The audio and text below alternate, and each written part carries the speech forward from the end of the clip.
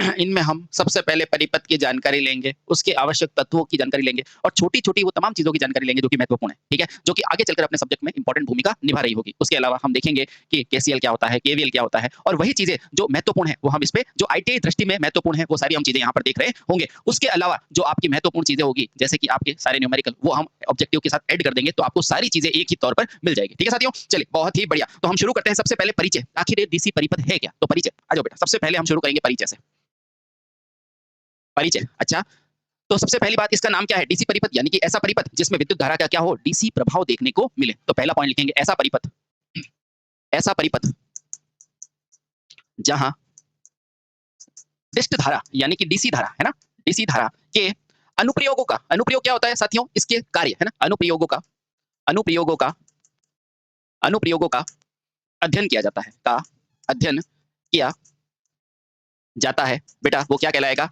ऐसा परिपथ जहां पर डिस्ट धारा या कि डीसी के अनुप्रयोगों का अध्ययन होता है, वो क्या कहलाएगा बेटा? डिस्ट धारा परिपथ कहलाएगा। अब आप बताओ, डीसी परिपथ में धारा नियत रहेगी या नहीं? बिल्कुल नियत रहेगी। क्यों? क्योंकि यहाँ डीसी लगा है। तो लिखो बेटा, चाहे इंपॉर्टेंट है फिर भी लिखो बेटा, डिस्ट धारा में, डिस्ट धारा परिपथ में, परिपथ में धारा का मान, धारा का मान क्या रहता है बेटा? सदैव नियत रहता है, सदैव नियत रहता है। बेटा ये तो वो परिभाषाएँ थी जो आप समझ पा रहे हो। अब इसकी कुछ वैज्ञानिक परिभाषाएँ भी है बेटा। वो क्या है बेटा? जैसे हम नॉर्मल देखते हैं तो डीसी प्रयोग कैसे होते हैं बेटा? छोटे वोल्टेज के होते हैं और एसी क्या होते हैं? बड़े वोल्टेज के। तो लिखिए बेटा, क्या लिखेंगे कि वैज्ञानिक तौर पर यह अनुप्रयोग क्या होते हैं? कम वोल्टता वाले होते हैं। तो बेटा क्या होता है वैज्ञानिक तौर पर?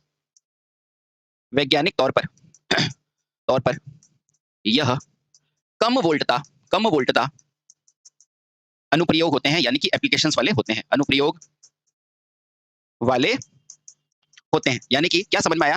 अनुप्रयोग मतलब एप्लीकेशन, छोटी एप्लीकेशन, जैसे कि बैटरी। तो बैटरी आपने देखी है 9 वोल्ट, 10 वोल्ट, 50 वोल्ट ऐसी होती है। उसी तरह छोटे अनुप्रयोग जैसे शंट जनरेटर। तो ये क्या है बेटा? जो छोटी बात होगी, यानी कि जो छोटे वोल्टता से डील करेगा, उसे क्या कहेंगे? डिस्ट धारा कहेंगे बेटा। अनुप्रयोग को कहा जाता है एप्लीकेशन। आई होप मैं आपको अच्छे से समझा पा रहा हूँ। ठीक है बेटा? चलिए, बहुत ही बढ़िया। अच्छा, और मुझे ये बताओ, क्या इसके अंदर इंडक्टर होगा?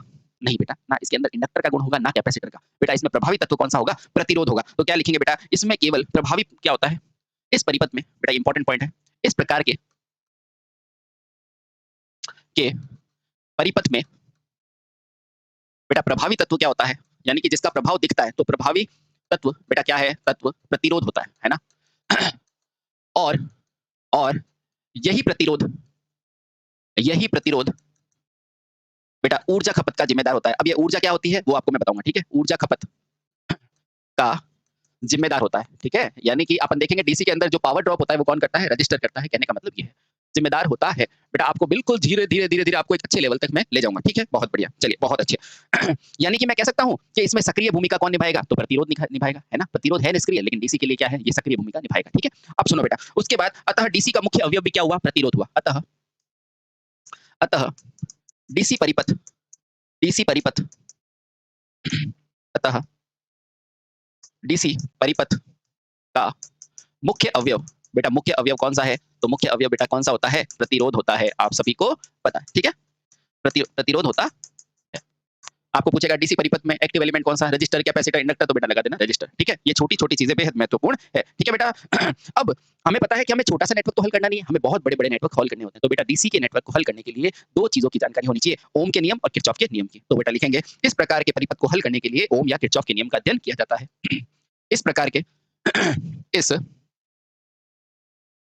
इस प्रकार के परिपथ को, परिपथ को हल करने के लिए, हल करने के लिए बेटा क्या यूज करते हो? ओम या ओम तथा ओम तथा किरचॉफ, किरचॉफ के नियम का सहारा लिया जाता है, सहारा लिया जाता है। बेटा पता है ये जो किरचॉफ का नियम है ना, ये एसी और डीसी दोनों पे लगता है, ओम का नियम भी दोनों पर लगता है, ठीक है? अब देखो, अब आगे तो सवाल आता है, सर आप इतनी देर से बता रहे हो डीसी परिपथ के बारे में, ये तो बताओ डीसी परिपथ क्या होता है? तो आ जाओ साथियों, अब हम जानते हैं कि डीसी परिपथ क्या है, ठीक है? इसका मुख्य अवयव क्या है? प्रतिरोध। अच्छा, उसके अलावा क्या है बेटा? ये इसमें छोटी एप्लीकेशंस में यूज होता है। ये सारी चीजें हम जान चुके हैं। अब जानेंगे बेटा डीसी परिपथ क्या होता है, ठीक है? हाँ, ठीक है बेटा। सबसे पहले डीसी को जानने से पहले जानो बेटा विद्युत परिपथ क्या होता है? विद्युत परिपथ, है ना? विद्युत परिपथ।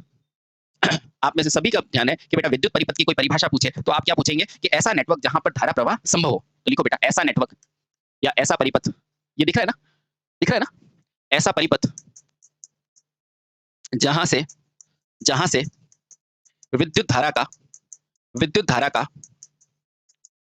प्रवाह संभव होता है। अच्छा, संभव होता है। तो आप कहेंगे सर विद्युत धारा का प्रवाह होता कब है ये तो बताओ। तो बिल्कुल बेटा, विद्युत धारा का प्रवाह सदैव बंद परिपथ में होता है। तो लिखो बेटा, इस विद्युत धारा का प्रभाव यानी कि इस विद्युत धारा यानी कि विद्युत धारा सदैव बेटा क्या होता है, बंद परिपथ में बंद परिपथ से प्रवाहित होती है ना, प्रवाहित होती है। बेटा बेहद इंपॉर्टेंट लाइन है, क्या है, बहुत अच्छा। अच्छा, तो अब क्या समझ में आया? अब ये समझ में आया कि विद्युत धारा बंद परिपथ से प्रवाह होना किसके कारण होता है, इस विद्युत परिपथ से होता है। इसलिए हम कह सकते हैं, इसलिए कहा जा सकता है कि बंद परिपथ से, बेटा ये ध्यान रखना, बंद परिपथ से धारा का प्रवाह ही क्या कहलाता है बेटा, विद्युत परिपथ कहलाता है। विद्युत परिपथ कहलाता है। विद्युत परिपथ कहलाता है।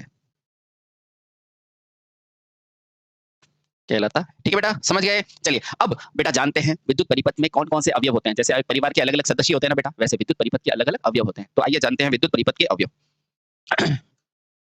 विद्युत परिपथ के अवयव यानी कि एलिमेंट्स ऑफ इलेक्ट्रिक सर्किट। अब आप बताओ कौन कौन से होंगे, तो आप सभी को पता है कौन कौन से होंगे। तो ये परिपथ क्या होंगे, जिससे मिलकर ये परिपथ बना होगा, यानी कि अवयव। अब मुझे बताओ कौन कौन से होंगे। तो सबसे पहला अवयव होगा बेटा स्रोत। स्रोत क्यों सर, क्योंकि यहीं से आप धारा दोगे तो बना दो सबसे पहले स्रोत। ये लो स्रोत बना दिया। अच्छा, उस स्रोत के बाद बेटा और कौन सा अवयव होगा, आप कहोगे स्विच। क्यों, क्योंकि यहाँ से नियंत्रण करोगे। तो अगला अवयव कौन सा है बेटा, स्विच। ये लो बेटा, मैंने ये बना दिया स्विच। यहाँ से आप ऑन ऑफ करके नियंत्रित करोगे, है ना, ये स्विच बना दिया बेटा। ठीक है, ये स्विच है। अच्छा, और क्या होगा, तो आपको पता है लोड। और क्या होगा, लोड। क्योंकि जब ये धारा दोगे ना बेटा, किसको दोगे, लोड को ही तो दोगे। तो आपको पूछे कि लोड क्या होता है, जो इसकी स्रोत की ऊर्जा को खपत करता है। तो बेटा ये बना दिया मैंने लोड, है ना, ये लो आपका लोड बना दिया। अच्छा, और सबसे महत्वपूर्ण बेटा क्या है, तार। क्या है, तार, यानी कि चालक तार। चालक तार, ये चालक तार क्या है बेटा, ये यहाँ से ये जुड़ जाए ना, ये जुड़ रहा है ना बेटा, ये क्या कहलाएगा, चालक तार। तो ये क्या है, स्विच। और ये क्या है मेरा स्रोत। और ये क्या है मेरा लोड।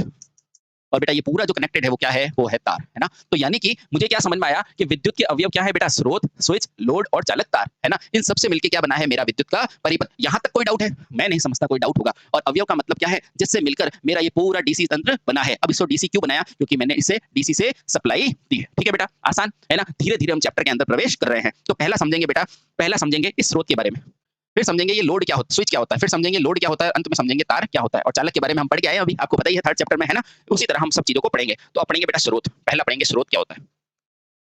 बेटा मेरे पढ़ाने का तरीका यही है, मैं बिल्कुल डीप से और अच्छे से पढ़ाता हूँ, ये मेरा तरीका है ना। अब स्रोत क्या होगा, तो वह अवयव जो विद्युत धारा को उपलब्ध कराता है। सिंपल सी बात है, आप चलाओगे तो कुछ ना कुछ उपलब्ध कराओगे। तो स्रोत क्या होता है, वह अवयव जो विद्युत धारा को उपलब्ध कराएगा। तो लिखो बेटा, वह अवयव जो विद्युत धारा को उपलब्ध कराता है, उपलब्ध कराता है बेटा, क्या कहलाएगा, यानी कि ऐसा अवयव जो विद्युत धारा को उपलब्ध कराएगा वो क्या कहलाएगा साथियों, वो मेरा स्रोत कहलाएगा। ठीक है बेटा, और क्या बोलोगे बेटा इसके अंदर, इसके उदाहरण क्या है, क्योंकि हर चीज उदाहरण से समझी जाती है। जैसे बैटरी, जैसे सेल, जैसे छोटे जनित्र, है ना। लिखो बेटा इसके उदाहरण क्या होंगे, इसका उदाहरण कौन कौन से होंगे बेटा, जैसे कि बैटरी, जैसे कि आपके छोटे सेल, और जैसे कि आपका जनित्र। बेटा ये सारे क्या है इसके उदाहरण। ठीक है, बहुत अच्छे बेटा। और ये जनित्र कौन सा, एसी मत लगा देना, चैप्टर डीसी का है। ठीक है, समझ गया, बहुत बढ़िया बेटा। दूसरा बात करते हैं बेटा स्विच की। दूसरा महत्वपूर्ण कारक क्या है, ये स्विच क्या होता है, ये स्विच क्या होता है। ठीक है, अच्छा स्विच के बारे में पढ़ते हैं बेटा। सबसे पहले तो स्विच किस प्रकार की युक्ति है, तो आप कहोगे बेटा इससे क्या हो रहा है, ऑन या ऑफ, ऑन या ऑफ, यानी कि कुछ चीजों को नियंत्रण करने की कोशिश है। तो एग्जाम में क्वेश्चन आता है बेटा स्विच क्या है, तो बोलना यह एक नियंत्रक, एक नियंत्रित युक्ति है, या नियंत्रक युक्ति है। नियंत्रक, यह एक नियंत्रक जिसे बेटा कहते हैं कंट्रोलिंग युक्ति है ना, जो कंट्रोलिंग के काम आती है, ऑन ऑफ करने के काम आती है। ठीक है, अच्छा तो इसकी सहायता से होता क्या है, ऐसे कैसे नियंत्रित कर सकती है, ये परिपथ चालू और बंद कर सकती है। देखो बेटा इसकी सहायता से परिपथ को चालू भी कर सकते हो और बंद भी कर सकते हो। तो लिखो इसकी सहायता से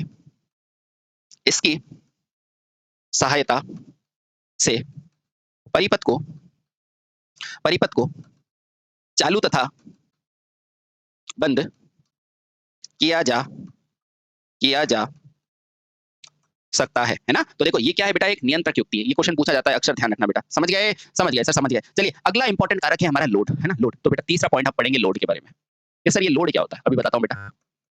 स्रोत क्या होता है बेटा, जो ऊर्जा देता है ना। और लोड क्या होता है, जो ऊर्जा खपत करता है। क्या होता है बेटा, लोड। अच्छा, यह परिपथ में जो सप्लाई आई ना बेटा, उसका उपयोग करता है। तो लिखो बेटा यह स्रोत द्वारा, यानी कि स्रोत ने जो ऊर्जा दी है ना बेटा, ये स्रोत द्वारा दी गई ऊर्जा की, बेटा ये सारी स्टैंडर्ड परिभाषा है। स्रोत द्वारा दी गई ऊर्जा की क्या करता है बेटा? ऊर्जा का उपयोग करता है ना? उपयोग करता है बेटा, उपयोग तो करोगे ना? उपयोग करता है। ठीक है? ये स्रोत द्वारा दी गई ऊर्जा का उपयोग करता है। सर आपने कभी लोड देखा है? भई अपन पूरी इलेक्ट्रिकल पढ़ लेते हैं और लोड का मतलब नहीं समझ पाते हैं। बेटा लोड का मतलब क्या है? जैसे आपके घर का पंखा, जैसे आपके घर की ट्यूबलाइट, ये सारे लोड है ना? तो इसके उदाहरण क्या हुआ? उदाहरण बेटा जैसे कि ट्यूबलाइट, क्योंकि ये उपयोग ही तो कर रहा है, इसके पास थोड़ी ना है, ये उपयोग कर रहा है। ट्यूबलाइट, जैसे कि पंखा, ये सारे बेटा इसके उदाहरण हैं, ठीक है? हाँ, कुछ भी मिक्सर, ग्राइंडर ये सारे, ठीक है? ओके, चलिए बहुत अच्छे। बेटा और लास्ट और महत्वपूर्ण कौन-सा था? तार, जो मैंने चौथा अवयव बताया था वो कौन-सा है? तार, यानी कि चालक तार। बेटा ये चालक का ही क्यों है? चालक के बिना धारा प्रवाह कौन कराएगा? अभी हम पढ़ के आए हैं, चालक तार, ठीक है? चालक तार, चलिए। अब चालक तार क्या होता है बेटा? यह एक योजक युक्ति है। आपको पूछेगा कि चालक तार क्या है? बेटा ये क्वेश्चन पूछे जाते हैं, तो इसका नाम क्या है? यह एक योजक, बेटा ये हिंदी वाले नम आते हैं क्वेश्चन, फिर आप गलत करके आते हो। बेटा इसको चालक तार को क्या बोलते हैं? योजक। योजक यानी कि योजक तार को क्या बोलते हैं बेटा? Connecting wires. ये क्या है बेटा? Connecting wires. कनेक्टिंग वायर है, योजक तार है। बेटा ये क्या है? यह एक योजक तार है और योजक का मतलब क्या है बेटा? चीज़ों को जोड़ने वाला। योजक का मतलब क्या है? चीज़ों को जोड़ने वाला, है ना? इससे क्या होता है बेटा? इससे देखो, ये देखो आप खुद देखो, ये क्या है? एक योजक तार, इससे ये अवयव इससे जुड़ रहा है, ये इससे जुड़ रहा है, यानी ये योजक तार क्या करता है? 2 अवयवों को जोड़ने का कार्य करता है। तो बेटा लिखो, यह 2 अवयवों को 2 अवयवों, कौन से अवयव? विद्युत परिपथ वाले। यह 2 अवयव को जोड़ने का कार्य करता। बेटा ये सारी इंपॉर्टेंट चीजें हैं। उसके अलावा आप बताओ बेटा, इसमें तार के रूप में हमेशा कौन सा चालक यूज करोगे? द्रव चालक? नहीं नहीं सर, द्रव कैसे कर सकते हैं? तो गैसीय चालक कर लो। नहीं सर, वो कैसे कर सकते हैं? तो बेटा तार के रूप में हमेशा ठोस चालक प्रयोग में लेंगे। तो बेटा लिखो, तार के रूप में, यानी कि चालक तार के रूप में हमेशा, क्योंकि चालक तो 3 होते हैं, आप सब जानते हो, है ना? इसमें हमेशा ठोस चालक ठोस चालक प्रयोग किया जाएगा। ठोस चालक प्रयोग किया जाएगा, है ना? अब ठोस चालक में कौन सा होता है? जैसे कि एल्यूमीनियम, जैसे कि कॉपर, है ना? इसके बेटा उदाहरण आप सभी जानते हैं। कौन-कौन से? जैसे कि एल्यूमीनियम, है ना? जैसे कि कॉपर, ईटीसी, है ना? कॉपर को ही बोलते हैं बेटा तांबा। ये सारे हो जाएंगे, ठीक है? अब बेटा सबसे इंपॉर्टेंट है, जब आप इसके अवयव के बारे में जान गए हो, तो अब आपको जानना होगा कि ये कितने प्रकार के विद्युत परिपथ होते हैं। तो लिखो बेटा, विद्युत परिपथ के प्रकार। आगे एक ही बार पढ़ो, पर ऐसा पढ़ो कि फिर उसको दूसरी बार पढ़ने की जरूरत नहीं है। लिखो बेटा, विद्युत परिपथ के विद्युत परिपथ के प्रकार। बेटा काइंड्स कितने होते हैं उनके बारे में हम पढ़ेंगे। तो मूल रूप से बेटा ये 3 प्रकार के परिपथ आपको देखने को मिलते हैं। कौन-कौन सा? सबसे पहला तो लिखना बेटा, यह 3 प्रकार के होते हैं। यह मूल रूप से कितने प्रकार के होते हैं बेटा? यह मूल रूप से, बेटा शब्दों को गौर करना, मूल रूप से 3 प्रकार के होते हैं, 3 होते हैं। चलिए, सबसे पहला परिपथ बेटा आप सभी जानते हैं, कौन हो जाएगा? पहला श्रेणी परिपथ, जिसको कहते हैं सीरीज सर्किट। श्रेणी परिपथ अभी बताते हैं बेटा, डोंट वरी। श्रेणी परिपथ। दूसरा होता है बेटा समानांतर परिपथ। दूसरा क्या होता है बेटा? समानांतर परिपथ। समानांतर परिपथ को क्या बोला जाता है बेटा? पैरेलल परिपथ बोला जाता है। और तीसरा होता है श्रेणी समांतर, या कहें मिश्रित। अब मिश्रित क्यों बोला? मिश्रित क्यों बोला इसे बेटा? मिश्रित को ही दूसरा नाम क्या बोला जाता है? श्रेणी समांतर परिपथ। श्रेणी समानांतर परिपथ, यानी कि ऐसा परिपथ जिसमें श्रेणी और समांतर दोनों शामिल हो। समानांतर, श्रेणी समांतर परिपथ, ठीक है बेटा? चलिए, तो अब एक एक करके इनके बारे में पढ़ते हैं और अच्छे से नॉलेज लेते हैं, ठीक है बेटा? चलिए, समझ गए? पहला कौन सा है बेटा? श्रेणी। दूसरा समांतर। तीसरा कौन सा? श्रेणी समांतर। इसको कहते हैं बेटा सीरीज, इसको कहते हैं पैरेलल, इसको कहते हैं कॉम्बिनेशन। सबसे पहले पढ़ेंगे बेटा श्रेणी परिपथ के बारे में। चलो, पहला श्रेणी परिपथ। श्रेणी परिपथ, चलिए बेटा श्रेणी परिपथ के बारे में पढ़ते हैं। अच्छा, श्रेणी परिपथ क्या है? यदि परिपथ के 2 अवयव का इस प्रकार के संबंध हो कि पहला अवयव का अंतिम सिरा दूसरे के पहले से जुड़े। अभी बताता हूं बेटा। यदि यदि किसी किसी परिपथ के अवयव में ऐसा संबंध हो कि परिपथ का पहला या परिपथ के अवयव का अंतिम, परिपथ के, ये बेटा शब्दों का गेम है बेटा, ध्यान रखना है ना। परिपथ के अवयव का आज से आपका बेटा भाषा वाला क्वेश्चन गलत नहीं होगा, देखना। परिपथ के अवयवों का अंतिम बिंदु, अभी समझाता हूं बेटा। अंतिम सिरा दूसरे अवयव के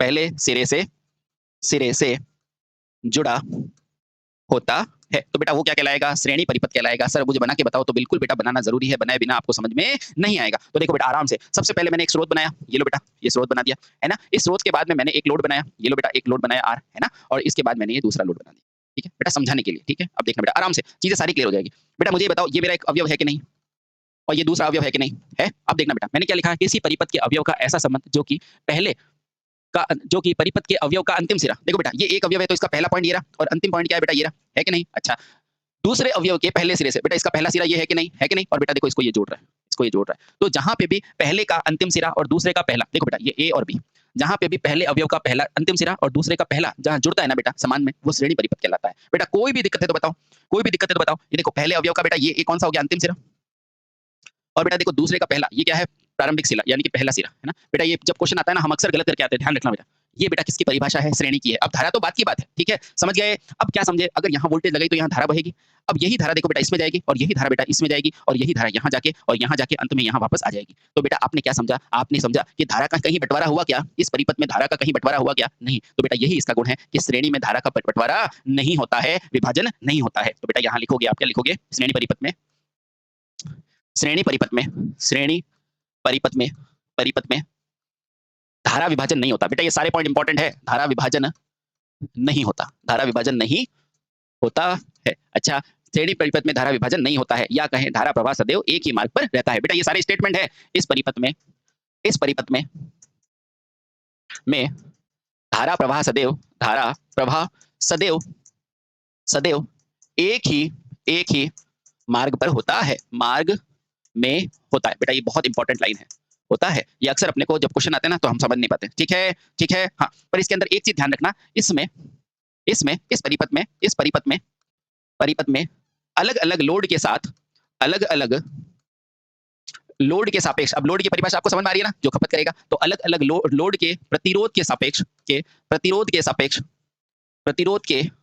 सापेक्ष बेटा क्या, वोल्टता पात अलग अलग हो सकता है।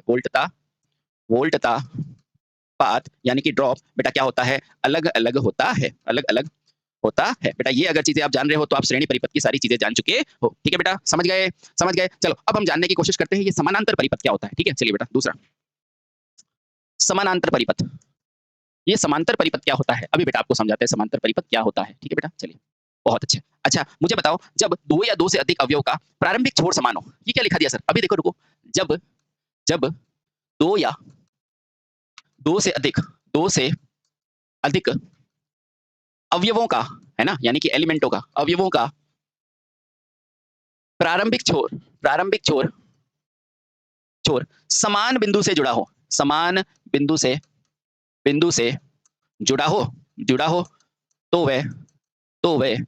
वह परिपथ समानांतर होता है, तो वह परिपथ समानांतर होता है। अभी बताता हूँ बेटा, 2 मिनट, समांतर होता है। अब समझना बेटा आराम से, देखो माना ये मेरा एक परिपथ है, मैंने फिर से एक बैटरी लगाई है, ये लो मैंने बैटरी लगा दी, है ना, बार बार ये क्यों लगा रहा हूँ, क्योंकि डीसी है ना। अब देखना बेटा, एक परिपथ तो मेरा ये रहा, और एक ये रहा, है ना। ये सारी चीजें बेटा आती है, लेकिन आपको समझने के लिए ऐसे ही समझना पड़ता है। ठीक है, अब देखो बेटा, ये भी आर है और ये भी आर है। बेटा मैंने क्या लिखा है, दो या दो से अधिक अवयवों का प्रारंभिक छोर समान हो। बेटा ये इसका प्रारंभिक छोर है, ये इसका प्रारंभिक छोर है। बेटा ये दोनों इससे यहाँ से समान बिंदु पर मिल रहे हैं। इसका मतलब क्या है बेटा, जो यहाँ पर ये वी लग रही है ना, ये इसका मतलब जानो बेटा, बेटा ये अगर ग्राउंड है, यहाँ पर 0 है, तो ये पूरी वोल्टा वी लगेगी यहाँ पर। ठीक है, अब इसके बीच में कुछ है नहीं, तो बेटा यही वी यहाँ लगेगी। और इसी छोटे छोटे कंसेप्ट की वजह से हम क्वेश्चन सॉल्व नहीं कर पाते, लेकिन आज से आप कर पाओगे। बेटा यही वी यहाँ है, यही वी यहाँ है, और यही वी यहाँ है। तो बेटा बताओ, दोनों के, तीनों के सापेक्ष देखो वोल्टता समान है कि नहीं। हाँ, तो बेटा जहां वोल्टता समान रहती है वह समानांतर नेटवर्क कहलाता है। क्या समझे, जहां वोल्टता समान रहती है वह क्या रहती है, समानांतर नेटवर्क। तो लिखो बेटा, समांतर परिपथ में वोल्टता का मान क्या रहता है, समांतर, अभी बताया था मैंने ना, वोल्टता का मान सदैव, बिल्कुल सदैव समांतर रहता है, सदैव समान रहता है, सदैव समान रहता है। लेकिन मुझे ये बताओ, क्या यहाँ से जो धारा जाएगी आई, वो धारा इसमें I1 जाएगी, इसमें क्या जाएगी बेटा I2, ये इस पे R1 और R2 पे निर्भर करेगी ना। हाँ, तो बेटा इसमें R1 और R2 यानी कि लोड के सापेक्ष धारा का मान अलग अलग हो सकता है। तो यहाँ क्या लिखेंगे, लेकिन इनमें अलग अलग लोड के सापेक्ष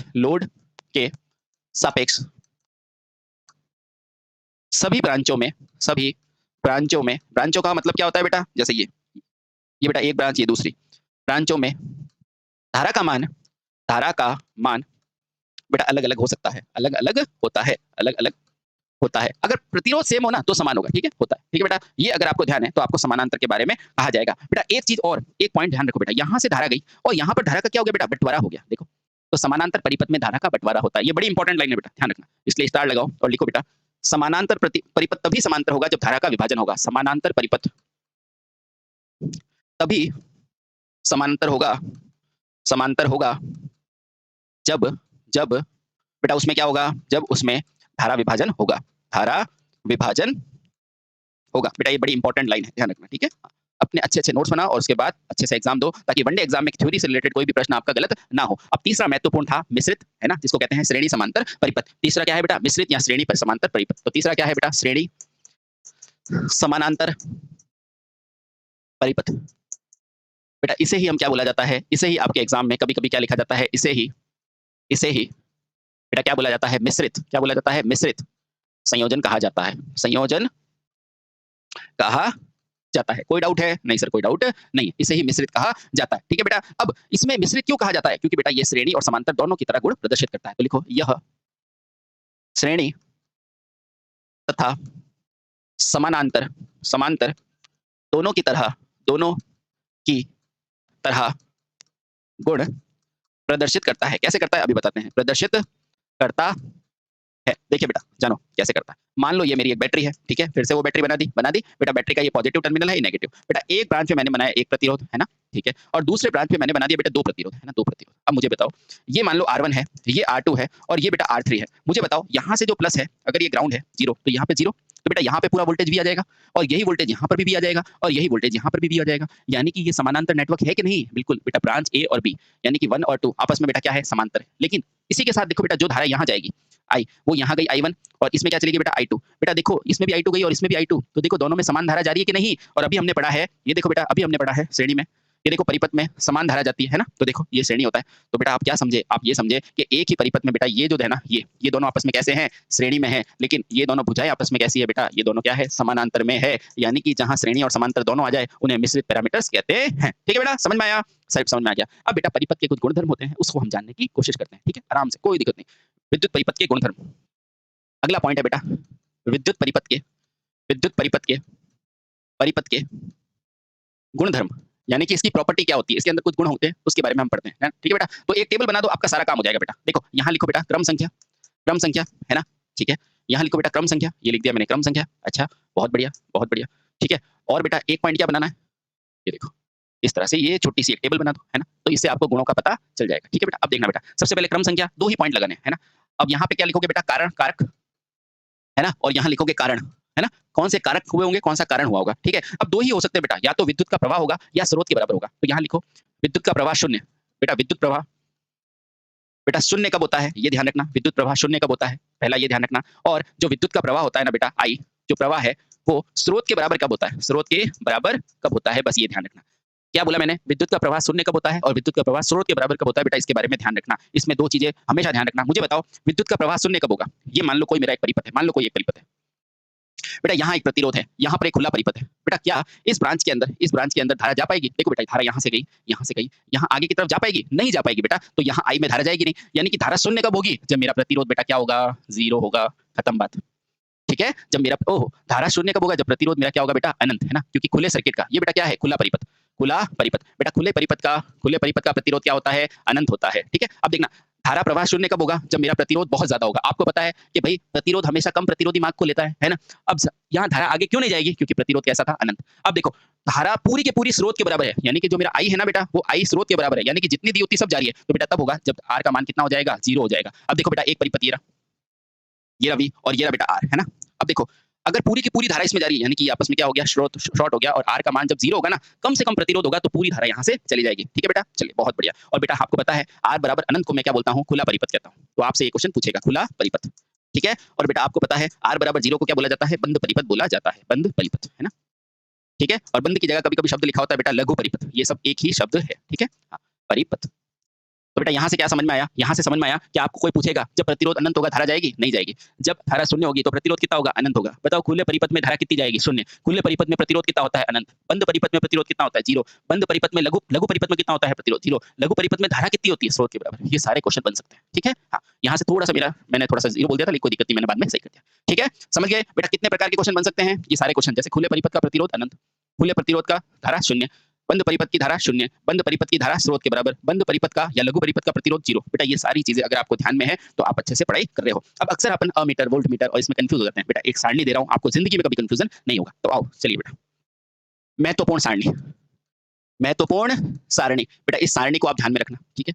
और फिर कभी गलत नहीं करोगे, है ना? आप अक्सर पूछते हैं ना, ठीक है। लो बेटा, तो सबसे पहले यहाँ पर क्या होगा बेटा, आमतौर विद्यार्थी किसमें होते हैं, धारा, अमीटर, और इसमें कन्फ्यूजन होता है ना, धारा, मीटर। बेटा धारा स्रोत क्या होता है, जो धारा देता है। वोल्टेज स्रोत क्या होता है, जो वोल्टेज देता है। और वोल्ट मीटर क्या होता है, जो वोल्टेज का मापन करता है। और धारा मीटर क्या होता है, यानी कि अमीटर क्या होता है, धारा का मापन करता है, ठीक है। लेकिन इसके आंतरिक प्रतिरोध में स्टूडेंट को हमेशा कन्फ्यूजन रहता है, लेकिन इसके बाद आपको कभी कन्फ्यूजन नहीं होगा। आओ बेटा समझते हैं, ठीक है। तो सबसे पहले बेटा एक टेबल याद रखो, सबसे पहले यहाँ लिखो क्रम संख्या, यहाँ लिखो बेटा अवयव का नाम, अवयव, यहाँ लिखो बेटा अवयव, अवयव,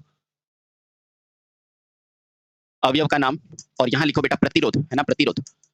और प्रतिरोध कौन सा बेटा, आंतरिक प्रतिरोध, है ना, आंतरिक प्रतिरोध। और कैसी अवस्था में बेटा, ये लिख रहा हूं मैं आदर्श अवस्था में, आदर्श अवस्था में, ठीक है। और देखो बेटा ये प्रतिरोध R है, और आप जानते हैं जो G होता है वो R का क्या होता है बेटा, उल्टा होता है। तो अगर कोई इसका चालकत्व पूछे, है ना, तो उसके बारे में भी अपन टेबल साथ साथ बना देंगे, ठीक है। तो ये लो बेटा एक टेबल बना देते हैं, एक टेबल बना दी मैंने, ठीक है। ये टेबल बना दी मैंने, ये टेबल बना दी, ये लो बेटा, है ना। कुछ नहीं बेटा, R याद कर लो, बाकी सब अपने आप याद हो जाएगा। देखो मैं भी याद करा देता हूँ आपको, 1 2 3 और ये 4, ये लो बेटा, ऐसा बनाया। अब देखो सबसे पहले बेटा क्या याद करोगे, मेरे कहने से याद करो बेटा। सबसे पहले आप ध्यान रखना अमीटर, अमीटर ध्यान हो गया बेटा। अमीटर का भाई कौन होता है, वोल्ट मीटर, है ना। अच्छा, और बेटा एक क्या होता है, धारा स्रोत। अब अमीटर लिख दिया तो यहाँ क्या लिखोगे, धारा स्रोत, धारा स्रोत। और यहाँ क्या लिखोगे बेटा, वोल्टता स्रोत। क्या लिखोगे, वोल्टता स्रोत। बेटा इसका मतलब जान लो, वैसे तो आप सभी जानते हो, लेकिन फिर भी थोड़ा सा जान लो बेटा। अमीटर क्या होता है, जो धारा को मापता है। वोल्ट मीटर जो वोल्टता को मापता है, परिपथ में समांतर क्रम में होता है। धारा स्रोत क्या होता है बेटा, जो धारा देता है। और वोल्टता जो वोल्टता स्रोत, जो वोल्टा उत्पन्न करता है, ठीक है। अब देखो बेटा याद करने का तरीका, अमीटर के लिए याद कर लो बेटा, एक याद कर लो, बाकी सब अपने आप याद हो जाएगा। देखो अमीटर हमेशा कहाँ लगता है, परिपथ के श्रेणी क्रम में लगता है कि नहीं। और परिपथ के श्रेणी क्रम में लगता है ना, तो बेटा इसके बीच में देखो क्या आ रहा है, जीरो आ रहा है कि नहीं, जीरो आ रहा है कि नहीं, यानी कि इसका प्रतिरोध क्या होता है, जीरो होता है, ठीक है। बेटा इसका याद रखो जीरो, तो देखो इसका भाई वोल्ट मीटर अपने आप अनंत हो जाएगा, है कि नहीं, याद हो गया। अब देखो ये भी धारा और ये भी धारा, ये जीरो है, तो अब ये कितना हो जाएगा, अनंत। अब देखो बेटा ये भी वोल्टा और ये भी वोल्टा, ये अनंत है, तो ये कितना हो जाएगा, जीरो। खत्म बेटा, आपकी टेबल आपको याद हो चुकी है। अब बेटा जी निकालेंगे तो जीरो भाई प्रतिरोध का उल्टा ही तो होता है, तो ये जीरो है तो बेटा इसका चालकता कितनी हो जाएगी, अनंत।